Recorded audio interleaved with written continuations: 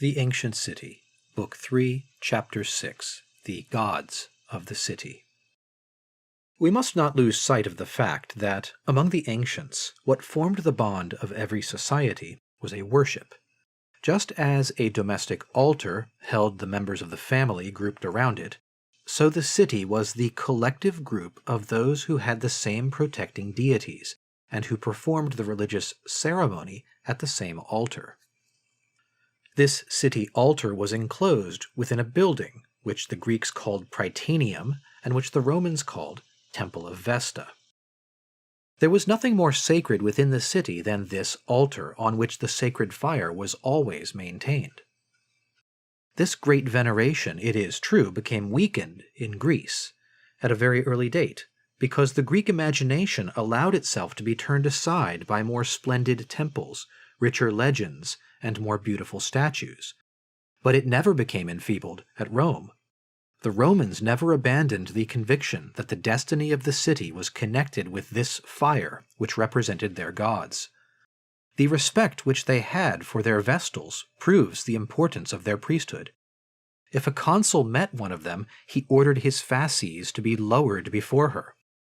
On the other hand, if one of them allowed the fire to go out, or sullied the worship by failing in her duty of chastity, the city, which then believed itself threatened with the loss of its gods, took vengeance upon her by burying her alive. One day the Temple of Vesta came near being burned in a conflagration of the surrounding houses. Rome was in consternation, for it felt all its future to be in peril. When the danger had passed, the Senate instructed the consul to search out the authors of the fire, and the consul made accusations against several inhabitants of Capua, who happened at that time to be in Rome. This was not because he had any proof against them, but he reasoned in this manner. A conflagration has threatened the hearth of our city. This conflagration, which might have destroyed our grandeur and stopped our progress, could have been started only by the hands of our most cruel enemies. Now, we have no more determined enemies than the inhabitants of Capua, this city which is now the ally of Hannibal, and which aspires to take our place as the capital of Italy. These, therefore, are the men who have attempted to destroy our Temple of Vesta, our eternal fire, this gauge and guarantee of our future grandeur. Thus, a consul, under the influence of his religious ideas, believed that the enemies of Rome could find no surer means of conquering it than by destroying its sacred hearth. Here we see the belief of the ancients. The public fire was the sanctuary of the city, the cause of its being and its constant preserver. Just as the worship of the domestic hearth was secret, and the family alone had the right to take part in it, so the worship of the public fire was concealed from strangers.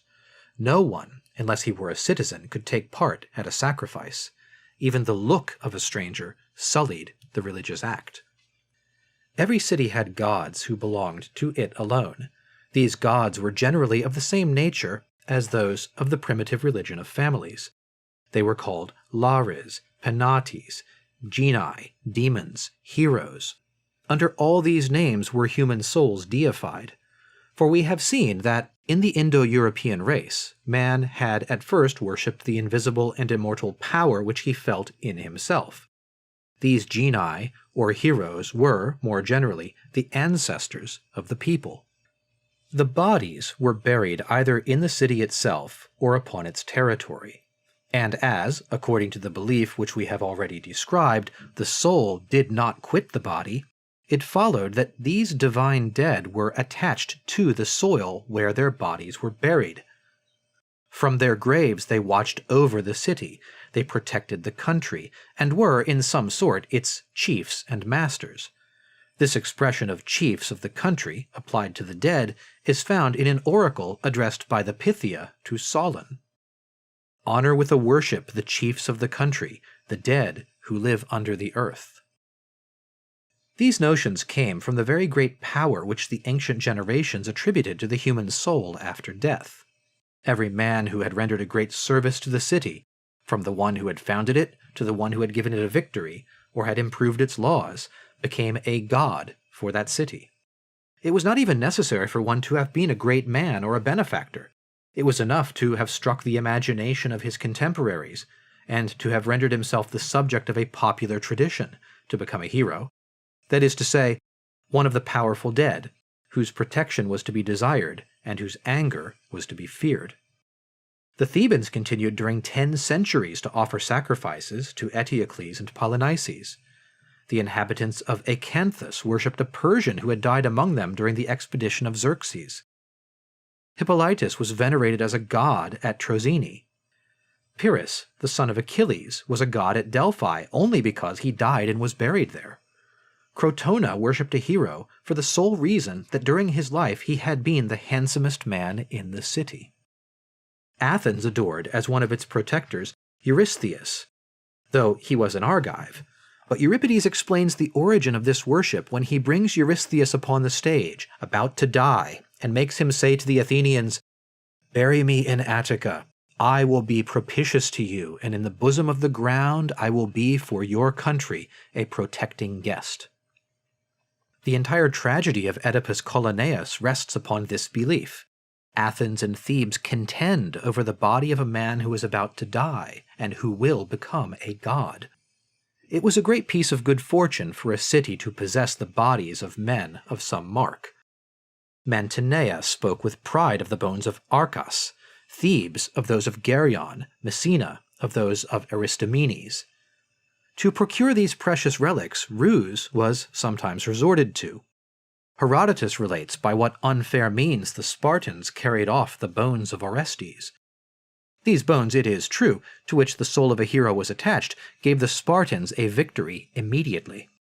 As soon as Athens had acquired power, the first use she made of it was to seize upon the bones of Theseus, who had been buried on the Isle of Skyros, and to build a temple for them in the city, in order to increase the number of her protecting deities. Besides these gods and heroes, men had gods of another species, like Jupiter, Juno, and Minerva, towards whom the aspect of nature had directed their thoughts. But we have seen that these creations of human intelligence had, for a long time, the character of domestic or local divinities. At first, men did not conceive of these gods as watching over the whole human race. They believed that each one of them belonged in particular to a family or a city. Thus it was customary for each city, without counting its heroes, to have a Jupiter, a Minerva, or some other divinity which it had associated with its first Penates and its sacred fire. Thus there were in Greece and in Italy a multitude of city-guarding divinities. Each city had its gods, who lived within its walls. The names of many of these divinities are forgotten. It is by chance that there have remained the names of the god Satrapes, who belonged to the city of Elis, of the goddess Dindymene of Thebes, and Soterea of Aegium, of Britomartis in Crete, of Hyblaea at Hybla. The names of Zeus, Athena, Hera, Jupiter, Minerva, and Neptune are better known to us, and we know that they were often applied to these city-guarding divinities. But because two cities happened to apply the same name to their god, we are not to conclude that they adored the same god. There was an Athena at Athens, and there was one at Sparta, but they were two goddesses. A great number of cities had a Jupiter as a city-protecting divinity. There were as many Jupiters as there were cities. In the legend of the Trojan War, we see a Pallas who fights for the Greeks, and there is among the Trojans another Pallas who receives their worship and protects her worshippers. Would anyone say that it was the same divinity who figured in both armies? Certainly not, for the ancients did not attribute the gift of ubiquity to their gods. The cities of Argos and Samos had each a Hera Polias, but it was not the same goddess, for she was represented in the two cities with very different attributes. There was at Rome a Juno. At a distance of 5 leagues, the city of Veii had another. So little were they the same divinity that we see the dictator Camillus, while besieging Veii, address himself to the Juno of the enemy, to induce her to abandon the Etruscan city and pass into his camp. When he is master of the city, he takes the statue, well persuaded that he gains possession of the goddess at the same time, and devoutly transports it to Rome. From that time, Rome had 2 protecting Junos. There is a similar history a few years later of a Jupiter that another dictator took from Praeneste, though at that time Rome already had 3 or 4 of them at home. The city which possessed a divinity of its own did not wish strangers to be protected by it, or to adore it. More commonly, a temple was accessible only to citizens. The Argives alone had the right to enter the temple of Hera at Argos. To enter that of Athena at Athens, one had to be an Athenian. The Romans who adored 2 Junos at home could not enter the temple of a 3rd Juno, who was in the little city of Lanuvium. We should not lose sight of the fact that the ancients never represented God to themselves as a unique being exercising his action upon the universe. Each of their innumerable gods had his little domain. To one a family belonged, to another a tribe, to a third a city. Such was the world which sufficed for the providence of each of them. As to the God of the human race, a few philosophers had an idea of him. The mysteries of Eleusis might have afforded a glimpse of him to the most intelligent of the initiated. But the vulgar never believed in such a God. For ages man understood the divine being only as a force which protected him personally, and every man, or every group of men, desired to have a god. Even today, among the descendants of those Greeks, we see rude peasants pray to the saints with fervor, while it is doubtful if they have the idea of a god. Each one of them wishes to have, among these saints, a particular protector, a special providence. At Naples, each quarter of the city has its Madonna.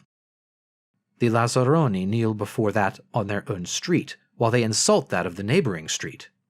It is not rare to see 2 Facini wrangle and even fight with knives in defense of the merits of their respective Madonnas. These cases are exceptions today, and are found only among certain peoples and in certain classes. They were the rule among the ancients. Each city had its corps of priests, who depended upon no foreign authority. Between the priests of 2 cities there was no bond, no communication, no exchange of instruction or of rites. If one passed from one city to another, he found other gods, other dogmas, other ceremonies. The ancients had books of liturgies, but those of one city did not resemble those of another. Every city had its collection of prayers and practices, which were kept very secret. It would have thought itself in danger of compromising its religion and its destiny by opening this collection to strangers. Thus, religion was entirely local, entirely civic, taking this word in the ancient sense, that is to say, special to each city. Generally, a man knew only the gods of his own city, and honored and respected them alone. Each one could say what, in a tragedy of Aeschylus, a stranger said to the Argives, "I fear not the gods of your country, I owe them nothing." Every city looked to its gods for safety. Men invoked them in danger and thanked them in victory. Often, defeat was attributed to them, and they were reproached for having badly fulfilled their duty as defenders of the city. Men even went so far sometimes as to overturn their altars and stone their temples.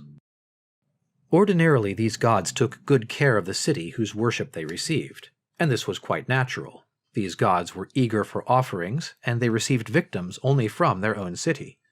If they wished the continuation of the sacrifices and hecatombs, it was very necessary that they should watch over the city's safety. See in Virgil how Juno strove and labored that her Carthage might one day obtain the empire of the world. Each of these gods, like the Juno of Virgil, had the grandeur of his city at heart. These gods had the same interests as the citizens themselves, and in times of war marched to battle in the midst of them. In Euripides we see a personage who says, on the eve of battle, "The gods who fight with us are more powerful than those who are on the side of the enemy." The Aeginetans never commenced a campaign without carrying with them the statues of their national heroes, the Acidae. The Spartans in all their expeditions carried with them the Tindaridae. In the combat, the gods and the citizens mutually sustained each other, and if they conquered, it was because all had done their duty. If a city was conquered, the gods were supposed to have been vanquished with it. If a city was taken, its gods themselves were captives. On this last point, it is true, opinions were uncertain and diverse. many were persuaded that a city never could be taken so long as its gods remained in it. When Aeneas sees the Greeks, masters of Troy, he cries that the gods have departed, deserting their temples and their altars. In Aeschylus, the chorus of Thebans expresses the same belief when, at the approach of the enemy, it implores the gods not to abandon the city. According to this opinion, in order to take a city, it was necessary to make the gods leave it.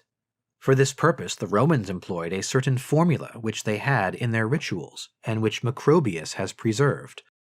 O thou great one, who hast this city under thy protection, I pray thee, I adore thee, I ask of thee as a favor, to abandon this city and this people, to quit these temples, these sacred places, and having separated thyself from them, to come to Rome, to me and mine. May our city, our temples, and our sacred places be more agreeable and more dear to thee. Take us under thy protection.